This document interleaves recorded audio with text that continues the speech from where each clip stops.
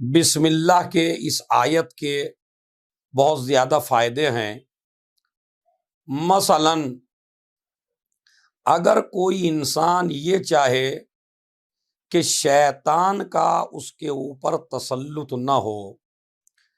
یا شیطان اس کے کھانے میں شامل نہ ہو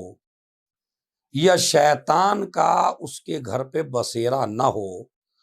تو صرف یہی آیت ایک اسلحہ ہے جو آپ کے دسترخوان سے، آپ کے گھر سے، آپ کی زندگی سے شیطان کو بھگا سکتی ہے۔ اسی لیے نبی کے پاس ایک شخص آیا اور آ کے کہنے لگا، یا نبی اللہ، کیا شیطان انسان کے کھانے میں بھی شریک ہوتا ہے؟ نبی نے فرمایا، بالکل۔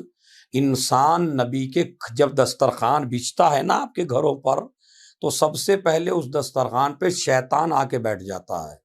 لیکن یہ شیطان بھاگتا کب ہے؟ جب آپ دسترخوان پہ بیٹھنے کے بعد کہتے ہیں بسم اللہ الرحمن الرحیم، تو شیطان آپ کے دسترخوان سے فرار کر جاتا ہے کہ میں اس دسترخوان پہ کیسے کھاؤں کہ جس میں خدا کی طاقت شامل حال ہو گئی، رحمان اور رحیم کہہ کے اپنے خدا کو پکار رہا ہے، یہ میرے بہکائے میں آنے والا نہیں ہے، میں اس کی غذا کو نجس نہیں کر سکتا، لہذا دسترخوان پر بیٹھیے۔ اس لیے نہ بیٹھیے عزیزان محترم کہ مجھے پیٹ بھرنا ہے، بلکہ اس لیے بیٹھیے کہ جس طرح مجھے مصلی پہ بیٹھ کے عبادت کرنا ہے، اسی طرح دسترخوان پہ بیٹھ کے عبادت کرنا ہے۔ جب ایک انسان دسترخوان پہ بیٹھ کے بسم اللہ الرحمن الرحیم کہتا ہے، شیطان بھاگ جاتا ہے اور آپ ایسے ہو جاتے ہیں جیسے آپ مصلی پہ بیٹھے ہو۔ یعنی بسم اللہ کہنے کی وجہ سے یہ جو آپ کا کھانا ہے یہ بھی عبادت بن جاتا ہے۔ آپ زور سے بسم اللہ کہیے تاکہ جس کے یاد نہیں ہے، جو بھول گیا ہے، جو کہہ نہیں پا رہا، وہ بھی کہہ دے بسم اللہ الرحمن الرحیم۔